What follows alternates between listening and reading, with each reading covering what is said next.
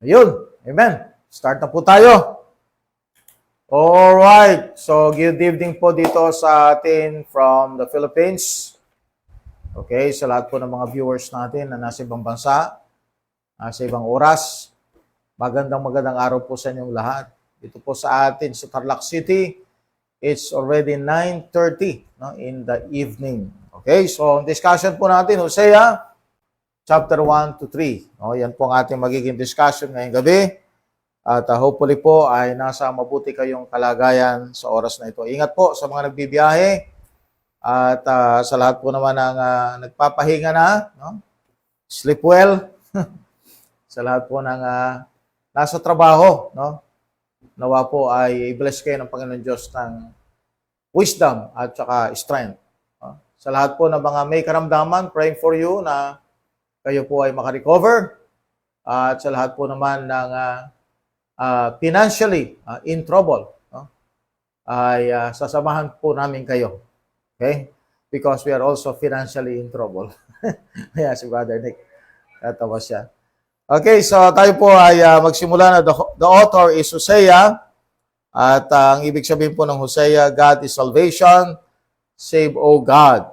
Okay? So, makita natin na Hosea is quite able to predict events accurately and in detail that would not take place until 2,000 years after his death. Okay? So, chapter 1, it is about the call and typology of Hosea. So, bago po tayo magsimula, manalangin po tayo. Dakilang Diyos, pangunahan niyo po kami sa aming Real KJB Believers Bible Study at tulungan niyo po ang lahat po ng mga listeners namin, ang lahat po ng nag-aaral through online, o Diyos, mga aming mga Bible students. Lord, i-guide niyo po sila at pagpalain ng karunungan. At ako po na nagtuturo, o Diyos, ay tulungan niyo po ako, Panginoon. Ano man po ang nakita po ninyong need, Panginoon Diyos, you please supplement or supply the need, Lord God. Thank you for all the blessings na natanggap po namin sa iyo, Panginoon, at sa mga bagay din na tatanggapin namin. In Jesus' name, Amen. Okay, so kanina lamang po ay galing kami sa birthday ng isang kakilala, kaibigan, kapananampalataya, 80 years old. Si Mrs. Beltran, Sister Claire Beltran. At siya po ay mother ni Sister Mona Lisa, na asawa ni Pastor Elvis Caligtan. Okay? So, happy birthday po, sister. Sayang po hindi ko kayo naging ninang ng kasal. Okay, so tuloy po tayo. Yan po ay intermission lang. Okay, so tuloy po tayo. The call and typology of Hosea. Pakibasa lang, kapatid. Meron ka bang mic dyan? O, sige. Basahin lang po ni Pastor Nick. At one-on-one kami ngayon. Hosea chapter 1 verse Chapter 1. verse 1 to 11. Yeah, hanggang 11. The whole chapter. Hosea chapter 1 verse number 1 to 11. The word of the Lord that came unto Hosea the son of Beeri in the days of Uzziah, Jotham, Ahaz, and Hezekiah, king of Judah, and in the days of Jeroboam the son of Joash, king of Israel. The beginning of the word of the Lord by Hosea. And the Lord said to Hosea, Go, take unto thee a wife of whoredoms and children of whoredoms, for the land hath committed great whoredom, departing from the Lord. So he went and took Gomer, the daughter of Diblaim, which conceived and bare him a son. And the Lord said unto him, Call his name Jezreel. For yet a little while, and I will avenge the blood of Jezreel upon the house of Jehu, and will cause to cease the kingdom of the house of Israel. And it shall come to pass at that day that I will break the bow of Israel in the valley of Jezreel. And she conceived again, and bare a daughter. And God said unto him, Call her name Loruhamah, for I will no more have mercy upon the house of Israel, but I will utterly take them away.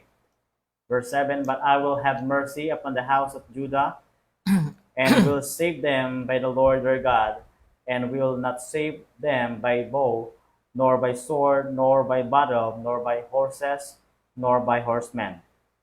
Verse 8, Now when she had weaned Loruhamah, Yeah. she conceived and bare a son.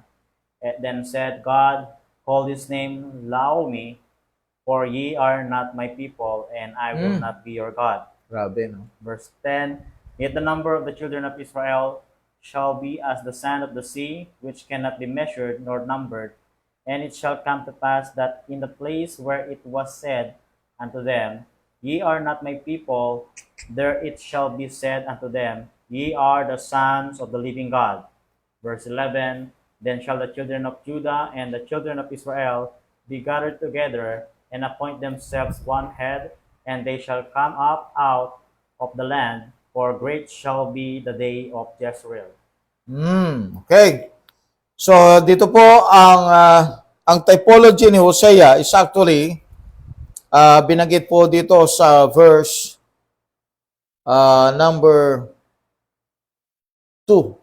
The beginning of the word of the Lord by Hosea, and the Lord said to Hosea, Go take unto thee a wife of whoredoms and children of whoredoms, for the land hath committed great whoredom, departing from the Lord. So yung utos ng Diyos kay Hosea ay mag-asawa siya ng mga whore. No? Whore, ibig sabihin po mga prostitute. At ang pinipicture po niya dyan ay walang iba kundi ang Israel. So ang Israel po ay naging prostitute. No? Spiritual prostitute. Sapagkat po, dapat po, no, as a covenanted nation, dapat po, he is only committed to one husband. And that is the Lord. Kaya lang po, ay dahil po siya ay naging idolatrous, no, siya po ay naging spiritual prostitute. At ang nilalarawan ngayon ni Hosea ay walang iba kundi ang Israel. Kaya po siya tinawag bilang propeta ng Israel para ilarawan niya ang Israel sa pamagitan ng kanyang buhay, no? Isipin mo, no?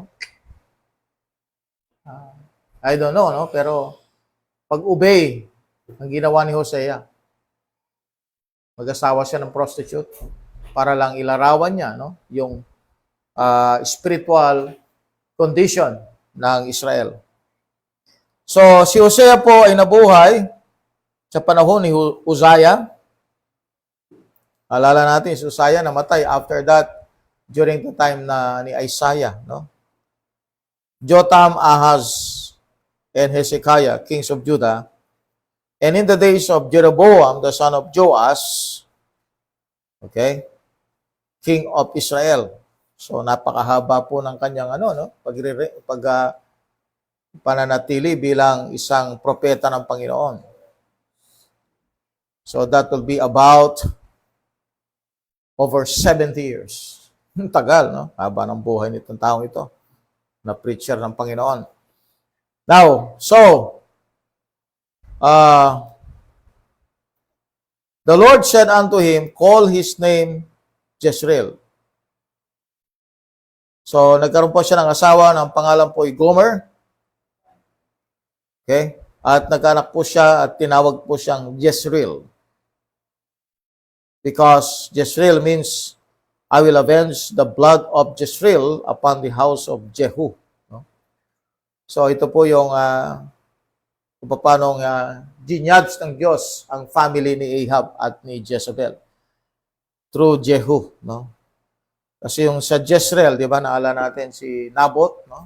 Pinatay siya doon sa land kung saan po ay kanyang pag-aari. No? Pagkat yung vineyard, ayaw niyang ibenta. Pinatay po siya ni Jezebel. Okay. So, dito, bumalik ulit yan, yung Jezreel. And it shall come to pass at the day that I will break the bow of Israel, or the bow of Israel, in the valley of Jezreel. She conceived again, bare a daughter. Ito, babae naman. Called her name, Loruhamah. No? Dito, sinabi na ng Diyos ang kanyang magiging treatment or judgment sa Israel. I will no more have mercy upon the house of Israel, but I will utterly take them away. Kita niyo yun? Okay, later on, nagkaroon ulit po ng anak. She conceived and bare a son nang naging pangalan ay Lo-Ami. For ye are not my people and I will not be your God. Grabe. Sinabi ng Diyos sa kanila, hindi nyo na ako ang Diyos nyo. Hindi na ako ang Diyos nyo. Hindi ko na kayo tao o bayan. Okay. So, dadami sila.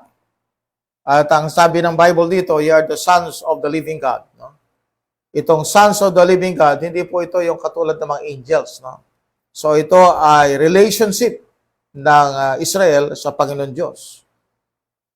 That in the place where it was said unto them, ye are not my people, there it shall be said unto them, ye are the sons of the living God. Okay? Isipin mo yung mga anak ng Diyos. Kasi yung anak ng Diyos, kung maaralan natin yan, Genesis 6, meron na yun, mga angels. Pero ang mga Israelites, they're also called sons of the living God. No? So, sila po ay, spiritually speaking, alright, they were called the sons of God, sons of the living God. Okay? Sa panahon ng Israel, panahon ng Old Testament, ang Israel po ay tinawag silang sons of the living God. Okay. Pero, kahit po sila ay anak ng Diyos, ano nangyari? Sabi ng Bible, doon sa pangalan, binanggit na pangalan, sabi niya, ye are not my people and I will not be your God. So, yung relationship nila dito ay hindi po permanent. So, nawala po yan, naputol, dahil po sa kasalanan ng Israel.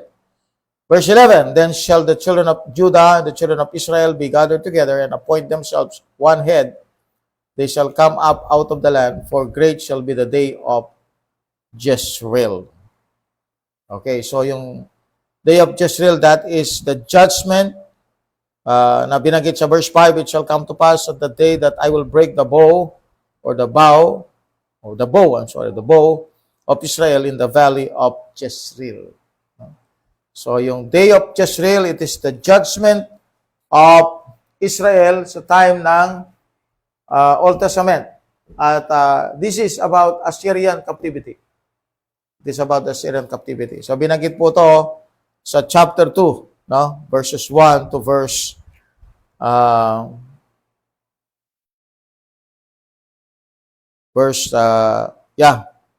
sige lang, basa natin verse 1 to verse number 5. Okay? So yung pong chapter 1 verse 10, doctrinally the verse is plainly a reference to the permanent restoration of Israel here. Okay? So verse 10 po, it is a restoration of Israel, verse 10, and Judah also, verse 11. So yung verse 10, verse 11, it talks about the restoration. So kung ang Diyos ay na-divorce sa Israel, magkakaroon ulit niya ng parang remarriage. No? Remarriage. Kasi na-divorce sila eh. Pwede magkakaroon ng remarriage. Okay. So yung pong verse 10 at verse 11 talks about the restoration of Israel and Judah at the second advent of Jesus Christ. We can find that in Jeremiah 24 verse 6 to 7. Pakibasa lang, Brad. Jeremiah 24 verse 6 to 7. Jeremiah 24 verse 6 to 7. Jeremiah chapter 24, verse 6 to 7, the Bible said, for I will set my eyes upon them for good, and I will bring them again to this land. And I will build them and not pull them down. And I will plant them and not pluck them out. Yeah. Actually, during this age, yung church age, or Christian age, Verse 7, and I will give them an heart to know me, that I am the Lord, and they shall my people, and I will be their God. Yan. for they shall return unto me with Yon. their whole heart. Amen. So, unti-unti na yan nangyayari. No? Sa church age pa lang, nakikita mo na, bumabalik na yung mga Hudyo sa kanilang homeland. Mm. So, that is actually a partial fulfillment of what we have read. Kasi, nakalagay kasi doon na sila titira. So, every one of them will go back to the land. Ngayon, unti-unti, bumabalik na sila through the Zionist movement. Hindi nga nila alam na Zionist movement na yan ay ginamit ng Diyos para yung prophecy ay fulfill. Mm. Okay, now, but the Holy Spirit, but in order to deceive and destroy every post-millennial Bible critic, the Holy Spirit makes a double application of the passage. Kasi ang purpose ng Diyos is to deceive and destroy every post-millennial Bible critic. So, nagkaroon ng double application of the passage. Paul applies it spiritually to save Jews in the church age. Romans 9, verse 25 to 26. But the verse was no more fulfilled literally in Romans 9 than Psalms 2 was fulfilled in Acts 2 or Acts 4, verse 25 to 26. So, pagdating sa Romans 9, mga kapatid, that is a spiritual application to every saved Jews in the church age. So, ang literal fulfillment niyan ay dito po. Regarding ang restoration of Israel in the millennium. Okay. Now, chapter 2, verse 2, another note po dito, chapter 2, verse 2, notice that a legitimate divorce, makinig po tayo, notice that a legitimate divorce completely dissolves the bands of marriage to the point where both the man and wife are single. No? Kasi binanggit po dito sa chapter 2. Pakibasa lang, Brad, verse 1 hanggang verse 5. Isaiah chapter 2, verse 1 to 5.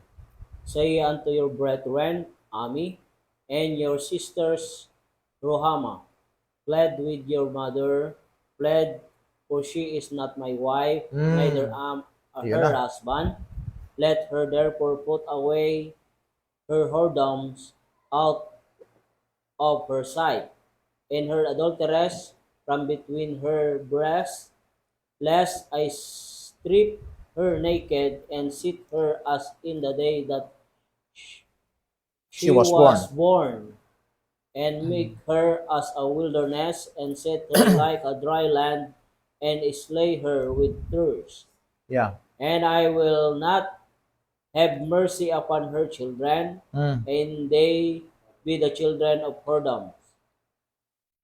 For their mother hath played the harlot, she that conceived them that done shamefully, for she said, I will go after my lovers, Yeah. that I give me my bread and my waters, my wool and my flax, My oil and my drink. and my drink. So, this is the picture of spiritual adultery of Israel. No?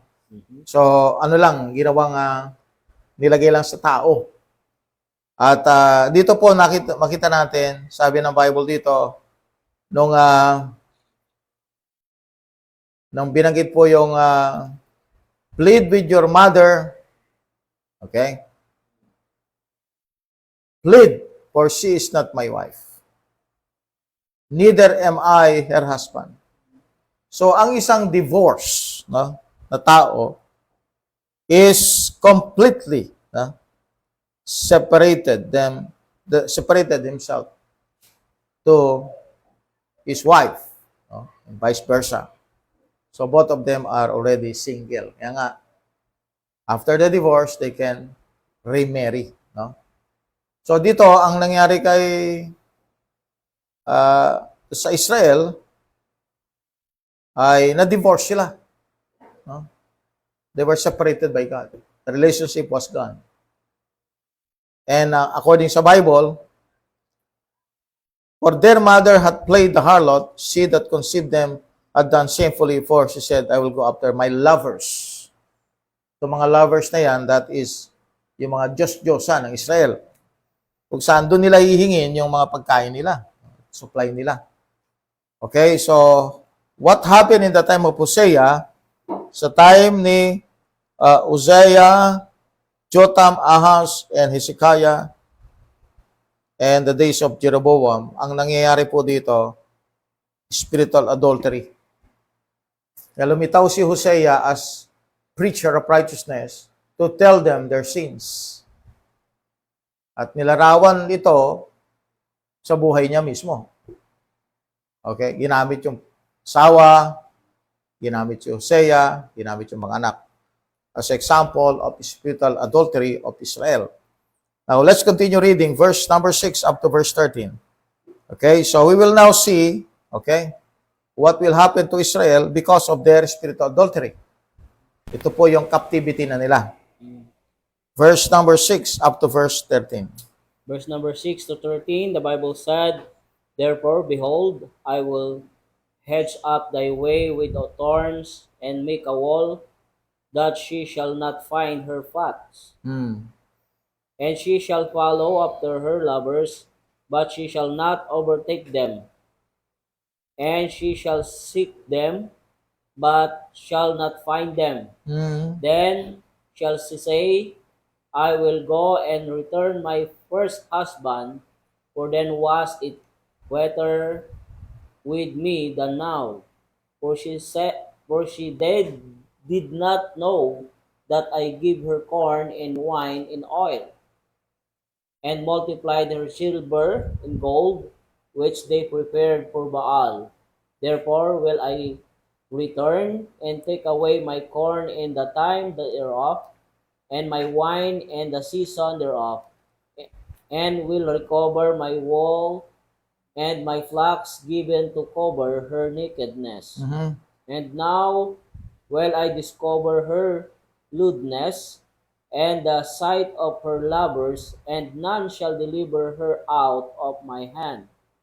I will also cause all her mirth and cease, her feast days, her new moons, and her Sabbaths, and all her solemn feasts.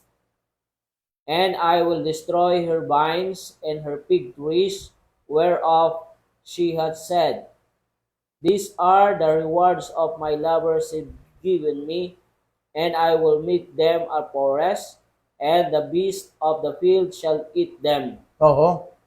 And I will visit upon her the days of Baalim, wherein she burned incense to them, and he decked herself with her earrings and her jewels, and she went after her lovers, and forgot me, saith the Lord. Okay. So what happened to Israel during the time of the Assyrian captivity, no? Assyrian captivity ito eh. This is the Assyrian captivity. It just starts here, okay? Na pinoclaim po dito. So yung Assyrian captivity starts I think at the end of yung time ng time ng pronouncement ni Hosea, okay? Ito pinopronounce pa lang niya to, no? So wala pang nangyaring Assyrian captivity. So ang northern tribes, okay, yung northern tribes ay sila po yung makakaranas ng captivity, yung northern tribes. Ang northern tribes po kasi ay comprise. Sila makakatanggap ng captivity, no? At ang magiging enemy nila dyan ay yung Assyria. Kung ang Judah ang naging enemy nila Babylon, ito naman Assyria. So the northern tribes comprise of 10 tribes. No? Okay? Actually, ang naging name niyan, corporate name niyan ay Ephraim. Ephraim. Naging corporate name yan. Ito yung naging head nila. Itong Ephraim. Kasi itong Ephraim na ito, naging idolatrous. Okay? So, ang nag-captive sa kanila ay Assyrian. Assyrian. 10 tribes. Okay. So, makita po ninyo yung economic disaster na nangyari sa Israel. Binanggit to dito, no? Wala na silang makakain. Plus, sabi ng Bible sa verse 13, I will visit upon her the days of Baalim. This is the devil, Baalim. Ito yung worship nila, Baalim. Wherein she burned incense. Yung she na yan, that's Israel. Burning incense to them, and she decked herself with her earrings. Ito, Israel ito. Her jewels, and she went after her lovers. That's the many gods of Israel, and forgot me. Talaga, no? God is a jealous God. Alam nyo, kung inyong makita dyan, talagang Panginoon, nagsasalita siya, no? Sa kanyang nararamdaman laban sa nation ng Israel. Now, kung i-apply natin sa ating buhay ito, may nararamdaman din ng Diyos. Diba sabi ng Bible doon sa Ephesians 4:30, pakipakita mo lang, Brad. Sa Ephesians 4:30, may nararamdaman ng Diyos eh. Pag tayo nagkakasala, no? Ito, pinaramdam ng Diyos sa kanila, sa nation Israel, kung ano ang ginawa nila sa kanilang tunay na asawa. At yun po yung Panginoon. Sabi ng Bible, and forgot me, saith the Lord. Kinalimutan nila ako. Okay, so yun ang nararamdaman ng Diyos. At kung inyong makikita sa atin din, as Christians, sabi ng Bible, grieve not the Holy Spirit of God, whereby you are sealed unto the day of redemption. Grieve not. Kailan siya nagigrieve? Kapag kinakalimutan natin ang Diyos. At nagmamahal tayo ng ibang Diyos. At kinakalimutan natin siya. Alam niyo, para makabalik tayo doon sa pag-ibig natin sa Panginoon, you go back to the Bible. Back to the Bible or back to the jungle. So, naghirap po sila at nawala sila sa kanilang lupain because they were being captive by Assyria.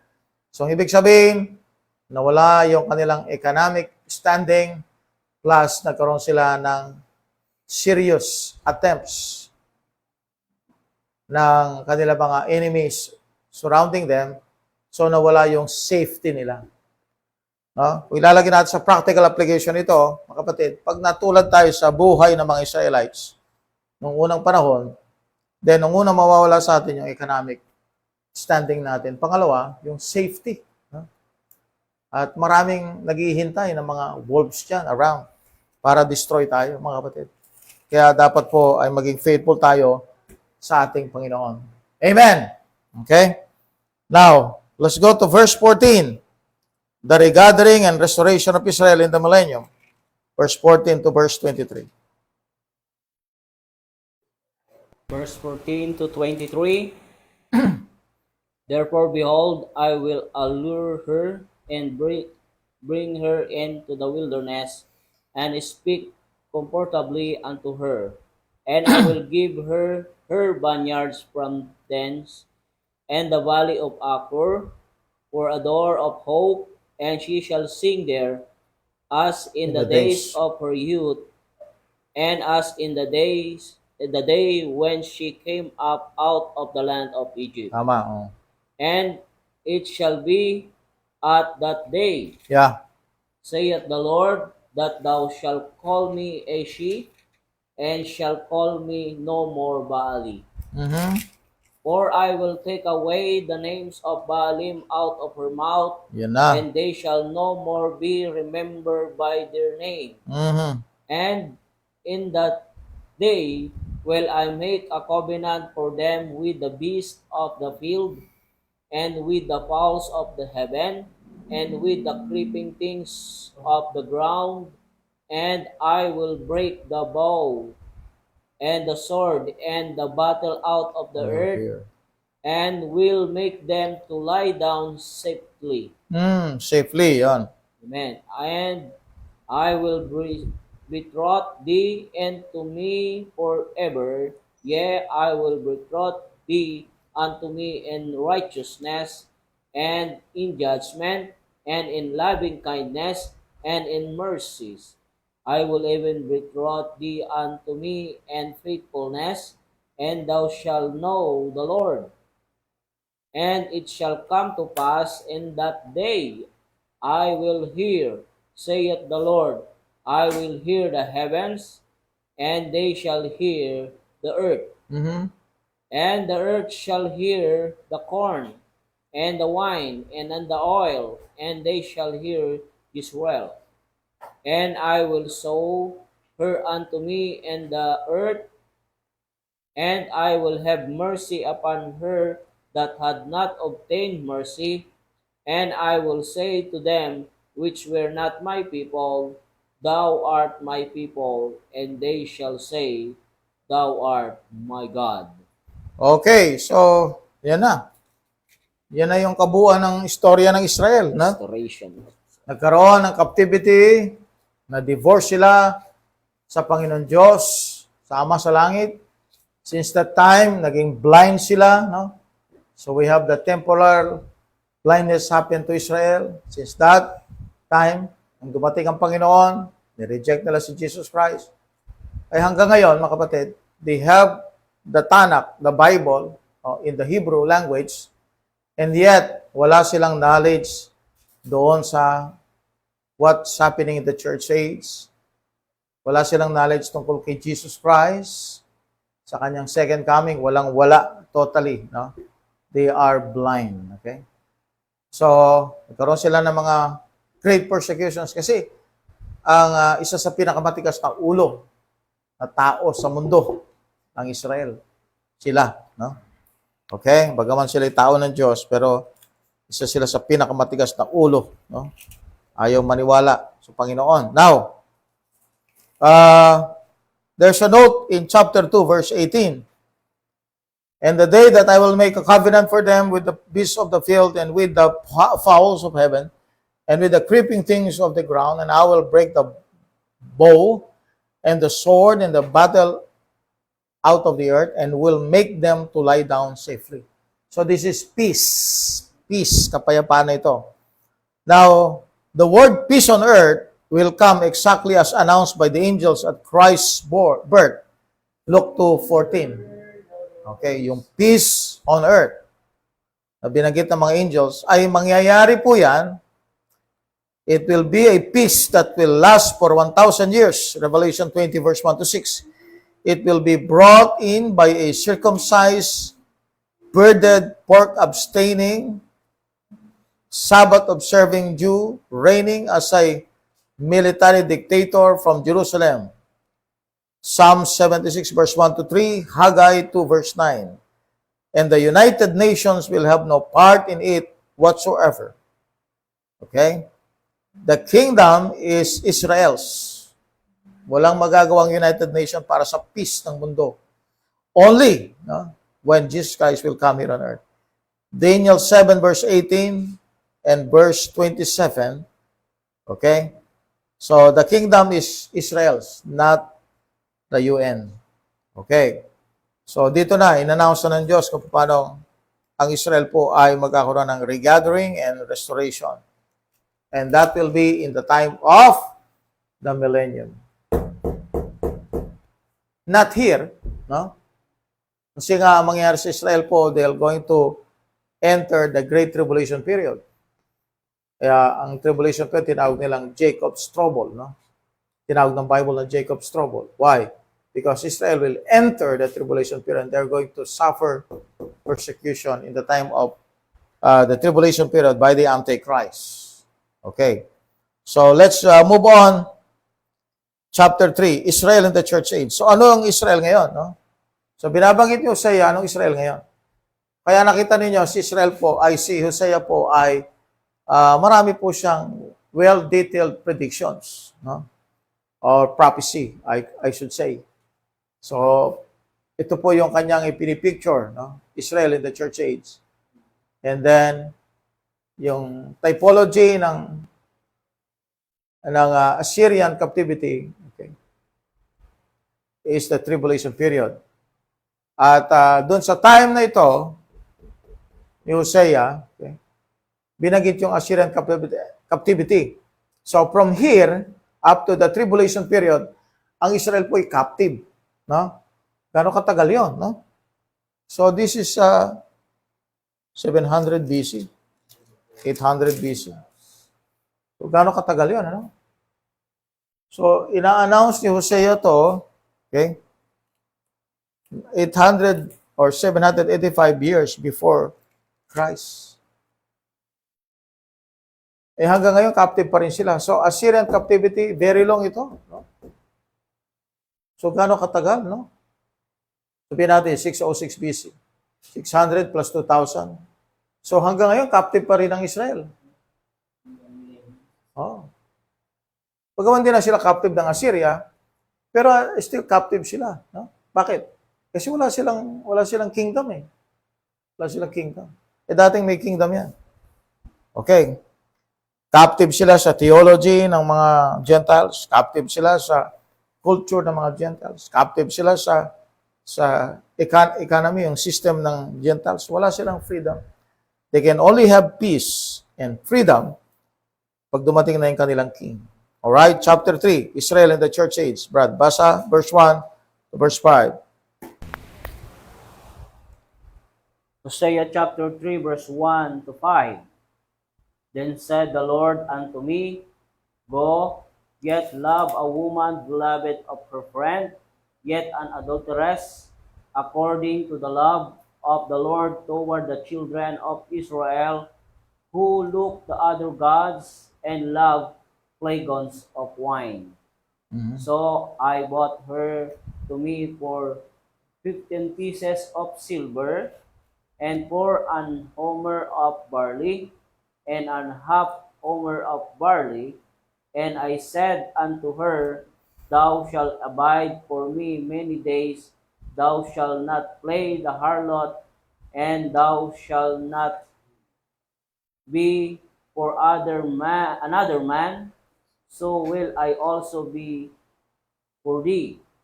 For the children of Israel shall abide many days without a king, and without a prince, and without a sacrifice, and without an image, and without an ephod, and without teraphim. Afterward shall the children of Israel return, and seek the Lord their God, and David their king, and shall fear the Lord and his goodness in the latter days. Okay.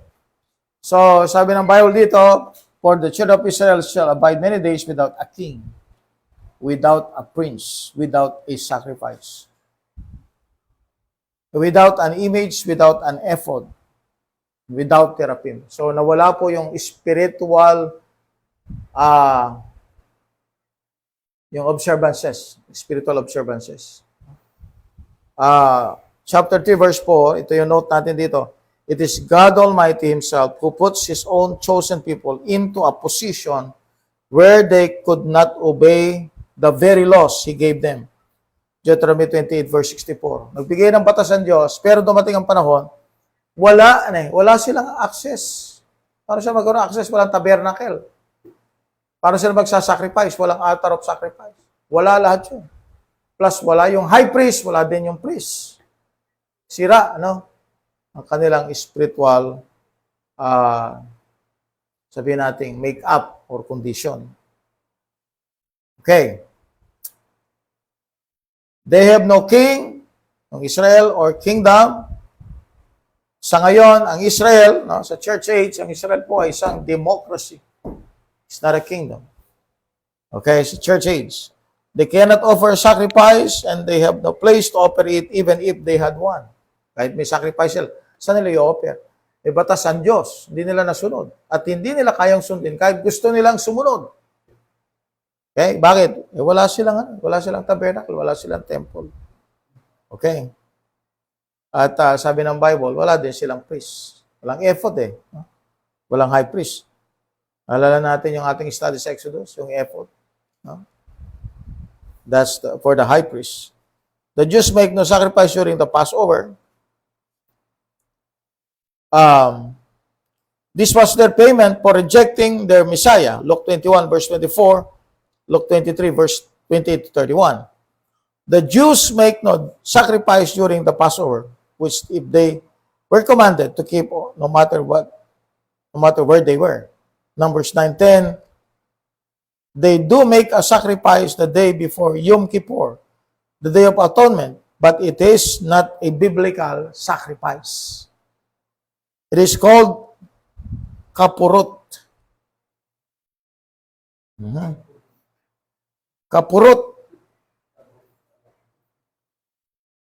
Di ba may kapurit? Kapurot. No? It's not a biblical sacrifice. They sacrifice a rooster and say, this then is my ransom, this is my exchange. This goes to death, but I go to eternal happiness and life. O, yun ang kanilang orasyon. The statement means nothing at all in either testament.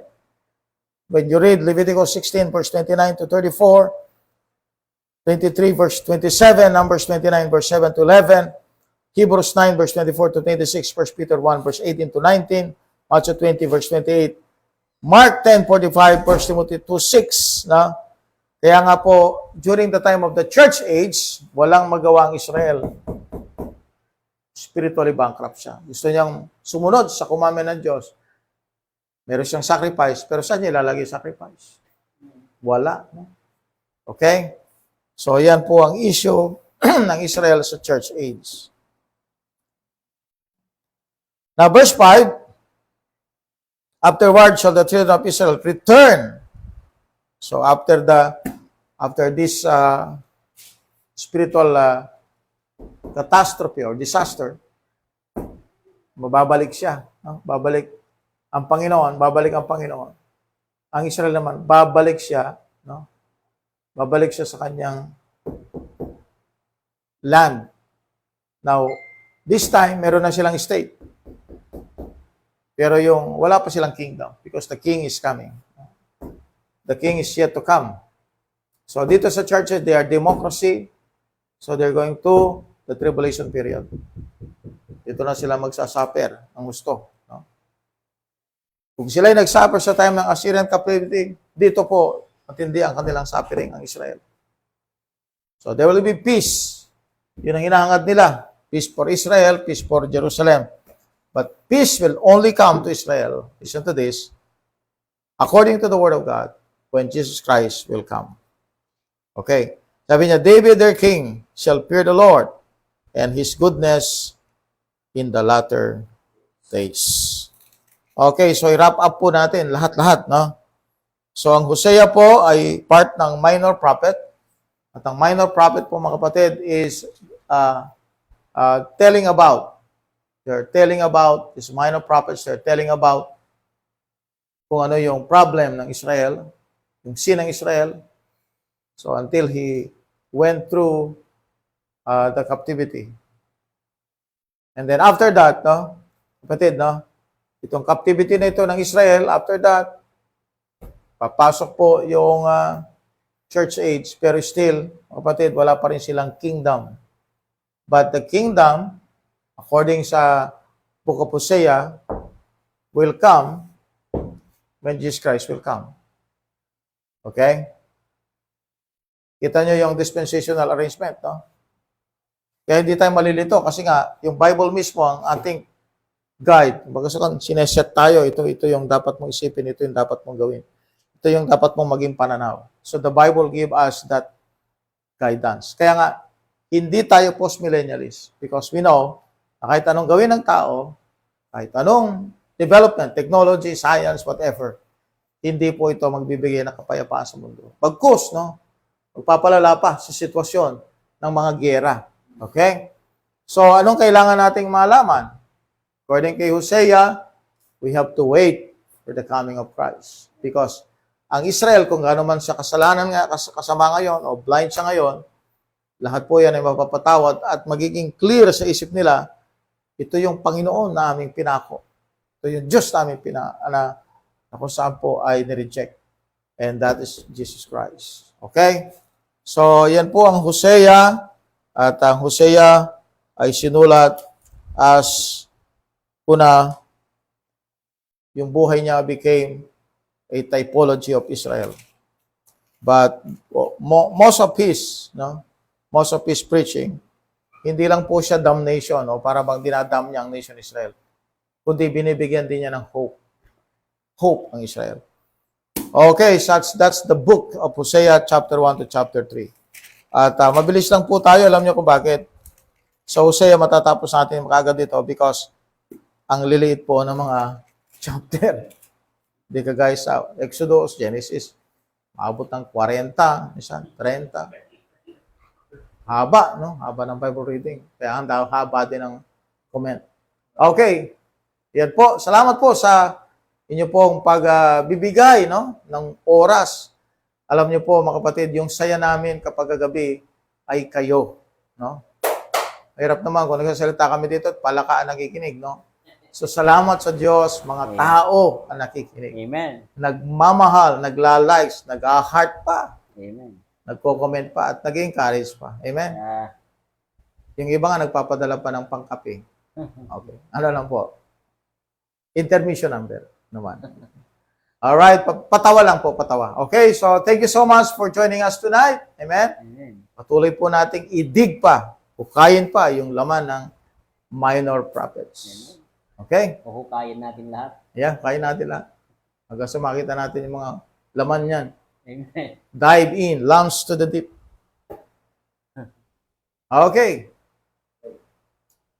Okay, so shoutout po tayo sa mga sumubaybay. Okay, shout out to